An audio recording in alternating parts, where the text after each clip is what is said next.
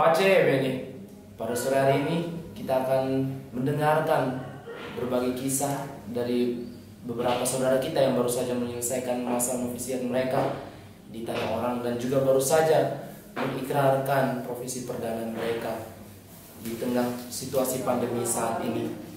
Oke, telah hadir saat ini narasumber dari ketiga saudara kita. Bersama saya, Frater Celsus Badur.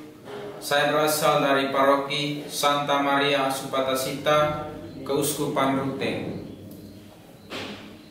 Bersama saya, Frater Yohanes Krisantus Unang.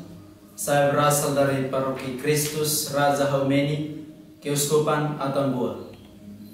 Bersama saya dengan Frater Rizal Silvester Sitohang, berasal dari paroki Santo Yosef de Litua, Keuskupan Agung Medan. Oke, terima kasih para frater yang telah memperkenalkan diri masing-masing saat ini. Untuk saat ini kami akan meminta beberapa berbagi pengalaman dari para frater secara khusus setelah menjalani masa novisiat dan juga baru saja mengikrarkan profesi perdana di situasi pandemi saat ini. Kami akan mengajukan pertanyaan pertama, bagaimana perasaan para frater ketika menjalani masa novisiat? Seperti yang kita ketahui, biasanya kita menjalani masa novisiat ini di negeri kita sendiri. Namun kali ini situasinya berbeda. Para frater menjalani masa novisiat di negeri orang. Bagaimana perasaan yang dialami oleh para frater pada saat menjalani masa novisiat di tanah air orang sendiri? Ya, bagi saya pertama-tama saya patut bersyukur dan berterima kasih karena sudah dipercayakan untuk menjalankan masa novisiat di Filipina yang kita tahu sendiri. Ya, memang benar Filipina adalah negara asing. Jadi kita tentu harus menyesuaikan diri juga dengan keadaan seperti di sana. Nah, hal yang menjadi yang terutama dan yang terpenting adalah tentu saja bahasa komunikasinya. Nah, yang digunakan di Filipina adalah bahasa Inggris. Jadi kita harus menguasai bahasa Inggris pertama-tama sehingga kita dapat dan mampu untuk berkomunikasi dengan baik. Tidak hanya dengan bahasa sebagai komunikasi sehari-hari, melainkan kita membutuhkan juga pengetahuan atau belajar mengenai budaya. Karena kami di sana itu tidak hanya dari Indonesia, melainkan berasal dari Filipina dan berasal dari Vietnam. Di situ juga kita merasa sangat bergembira. Kita di sana yang dari berbagai negara, dari Vietnam, Filipina, dan kami juga. Di situlah kita merasakan persaudaraan yang kuat begitu. Karena di situ juga kita saling membantu satu sama lain dalam situasi yang sulit begitu. Di situlah kita merasakan yang sangat kuat dan sangat mendukung begitu dalam menjalani masa novisiat di sana. Dari hal ini kita ketahui bahwa ternyata ada 3 hal penting yang harus kita dalami, terutama dalam menjalani masa novisiat atau menjalani suatu hal baru di negeri orang. Yang pertama memang harus komunikasi yang baik dengan belajar bahasa dan memahami bahasa Inggris ya, secara khusus di Filipina yang menjadi bahasa internasional saat ini. Kemudian yang kedua, kita harus mengenal budaya orang, bagaimana karakter orang-orang Filipina, dan kita harus menyesuaikan diri dengan budaya yang ada. Terus yang ketiga, situasi persaudaraan yang ada. Itulah yang menjadi pedoman bagi para saudara ya dalam menjalani masa novisiat di sana.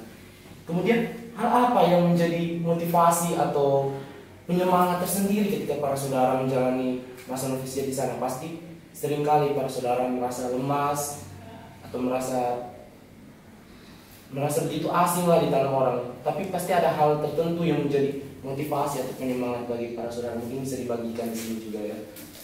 Ya, hal yang menjadi motivasi bagi kami dalam menjalankan masa novisiat yakni ya menghadapi segala kesulitan, segala tantangan yang terjadi dalam masa novisiat tersebut. Yang menjadi motivasi bagi kami adalah komitmen kami yang kuat untuk melayani Tuhan dalam persaudaraan Saudara Dina Konventua.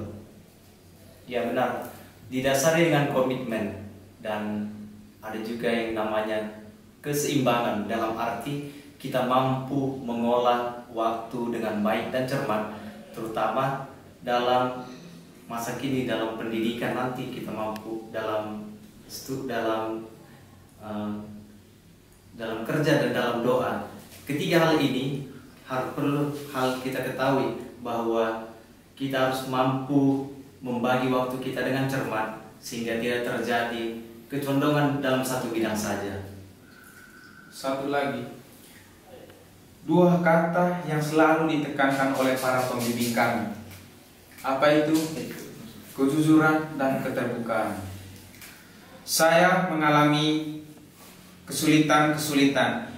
Saya dengan terbuka kepada pembimbing dan para pembimbing dengan sukarela membantu dan juga memberi kebutuhan yang saya butuhkan. Dari situ juga lah kita merasa kuat dan merasa terpanggil dalam menjalani. Ya, berarti dalam hal ini memang komitmen itu ya harus menjadi pegangan atau dasar ketika kita berada di tanah orang. Komitmen bahwa apa yang menjadi contoh atau teladan bagi kita, tujuan kita ke sana itu apa, yaitu untuk menjalani masa novisiat itu. Komitmennya harus kuat. Kemudian ada lagi dengan yang tadi dikatakan bahwa harus ada keseimbangan di antara hidup doa, hidup persaudaraan, dan juga yang lainnya. Harus bisa membagi waktu dengan baik, dan juga yang hal yang paling terpenting itu untuk menunjukkan kerendahan hati atau sikap keterbukaan kita. Ada bagi para formator atau juga bagi pendamping yang ada di sana. Bukan cuma mereka ya, pasti harus ada juga keterbukaan terhadap siapa saja yang ada di sana, menunjukkan diri apa adanya. Terima kasih para saudara. Sekarang kita memasuki pertanyaan berikutnya ya. Masih belum bosan kan? Pertanyaan berikutnya, apa yang Anda mengerti tentang makna dari profesi religius? Baru saja Anda mengikrarkan ya profesi religius bagi setiap saudara. Apa yang Anda pahami dari setiap pribadi ya, saya tanya. Dari setiap pribadi, apa yang Anda pahami tentang profesi religius itu sendiri? Ya, profesi itu sendiri merupakan suatu tahap di mana kita mengikrarkan kaul-kaul yang dimana itu merupakan sebuah tanggapan atas panggilan Tuhan terhadap diri kita. Namun di samping itu bukan hanya faus atau kaul-kaul yang kita profesikan, tapi juga anggaran dasar dan konstitusi yang kita miliki. Nah, dengan memprofesikan itu, dengan sendirinya kita menjadi anggota ordo tersebut. Jadi ini merupakan sebuah usaha dan perjuangan bagi kita untuk menepati dengan setia anggaran dasar dan konstitusi yang kita miliki itu. Ya, dengan bergabungnya dalam keanggotaan persaudaraan Ordo Saudara Dina Konventual, kami diharapkan dan juga diwajibkan untuk mampu berbagi kasih dan juga mampu mewartakan kasih Tuhan kita Yesus Kristus kepada sesama yang sebagaimana dituangkan dalam konstitusi Ordo Saudara Dina Konventual untuk mampu bergabung ke dunia dalam menjadi terang dan garam bagi sesama. Kami juga dipanggil untuk mengikuti pendiri kami Santo Fransiskus yang membaharui, yang mengubahi gereja pada masanya. Jadi dalam hal ini, the Faust is not the first, okay? Bukan yang pertama, tapi bagaimana kita menghidupi kaul-kaul itu ya? Bukan cuma mengikrarkan sekedar mengatakan bahwa saya berjanji untuk hidup dalam ketaatan, kemiskinan, dan kemurnian, tapi menjalaninya seturut dengan anggaran dasar tentunya dan konstitusi dari ordo kita sendiri. Kemudian yang kedua, tadi seperti yang saudara telah jelaskan bahwa bagaimana kita mampu untuk kita mampu untuk share the love of Christ to each other, untuk sesama kita ya, untuk sesama kita yang ada di sekitar kita. Bagaimana kita membagikan, itu salah satu bentuk kesaksian hidup kita ya, ketika kita mengikuti kami itu kita juga membagikan cinta kasih Kristus, karena tujuan utama kita yaitu untuk mengikuti Kristus. Jadi bagaimana dia mencintai orang lain harus juga kita tunjukkan dalam hidup kita.